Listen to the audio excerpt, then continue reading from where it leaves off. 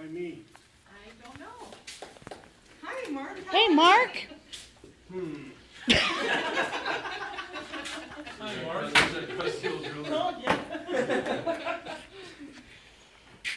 Hi, Mark. Got work to do. Congratulations, Mark. So come here and I'll make it really fast and maybe painless. I said maybe. You remember me, so. Hi, Mark. How you doing?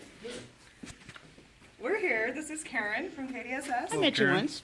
And I don't know, if you've heard, we're doing an Angel in Disguise project. Oh. And your wife, Christy, sent us in a letter. That, Yeah, you are. well, hold on. At the end, you can let me know if she's still in trouble. So I'm going to read you the letter that she sent in.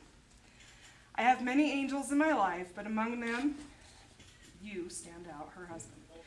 You see, on October 10th, 2006, I was diagnosed with avascular necrosis, or bone death in both of my hips. It was the day before my 35th birthday.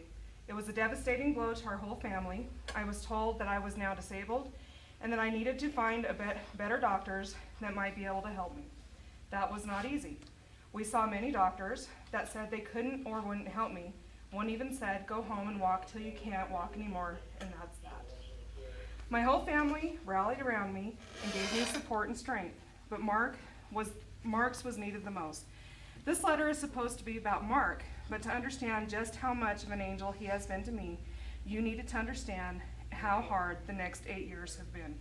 My mother finally found me a doctor that would try to help me, and for that I will be forever thankful. So in 2008, I did 5 major surgeries, all in Reno. The first 2 were called core compression, which left me in a hospital bed in the middle of my mom's living room for 6 weeks, with no weight on the right one. Then 2 months later, 9 weeks with no weight on the left one.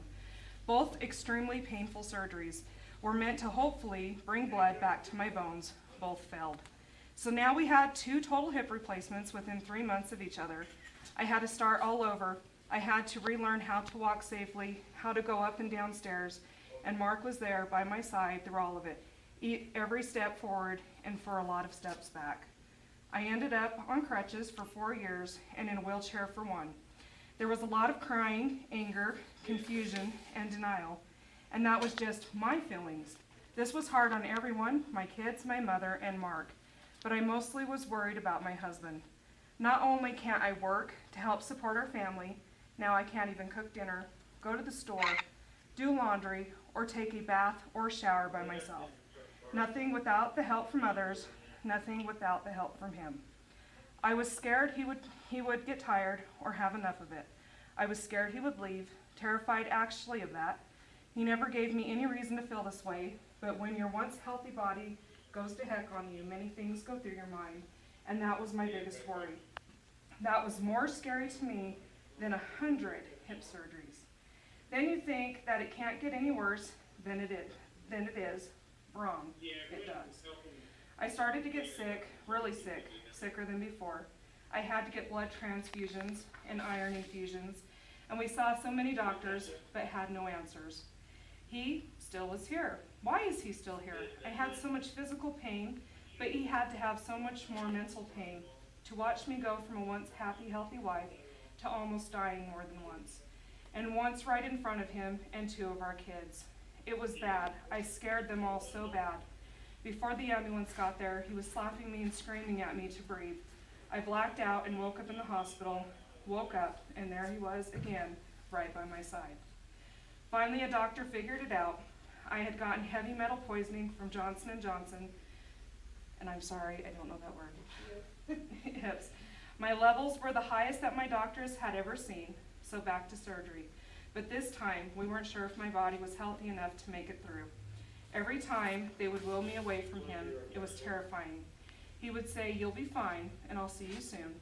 He never said anything on the negative side, at least not to me, and that helped me. It helped me to not think negative thoughts, to want to fight and get back to him and our family. If he wasn't going to give up on me, well then I'm not going to give up on me, on life, or on him either.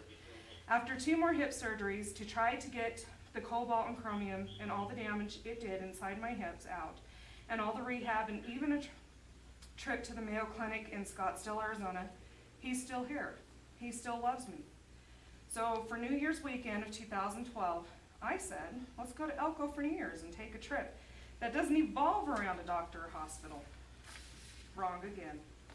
We had a nice New Year's Eve dinner with some old friends, then went back to our hotel. The next morning we woke up, and while I was showering, my right hip looked dislocated out the front. I've had a lot of pain before, but never like this. I screamed and pleaded and begged, then I passed out cold. But before I passed out, while he was holding me up, I watched my husband begging me not to do this to him again, begging me to stay awake, and I will never forget the look in his eyes. He was so scared, so vulnerable, and at the same time so strong. It broke my heart, that look in his eyes, that when I realized he wasn't going anywhere, that he is my angel, and that he would never leave me, even if I messed up a no doctors, no hospital weekend. I'm still fighting my fight, our fight every day, and he's right here beside me. Just like he promised, I remember the very first time I met his three sisters, they said to me, "Thanks for saving our brother," but they were wrong. He saved me. My angel has given me strength that I didn't know I had. He has carried me through more than 15 surgeries and tons of procedures, carried me through the hardest parts of our lives. He has stayed by my side even when I told him to run. He is loyal, loving, and strong. I honestly don't think I'd be here today now if not for him. He lets me be moody while I'm in pain, and I'm not always so nice at those times. He doesn't judge me or tear me down. He lifts me up in his own ways. Mark, you are a better person than you give yourself credit for. You are an amazing man, the best father, the greatest grandpa, the only husband for me, but most of all, an angel, my angel. And this was written from your wife. You're going back on drugs.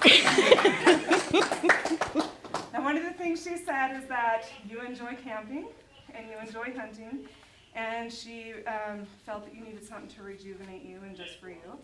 So KDSS, along with several sponsors, would like to present you with this recognition award.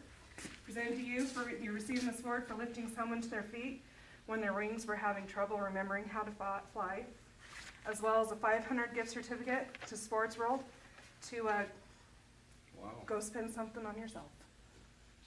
Wow. Thank you. Congratulations.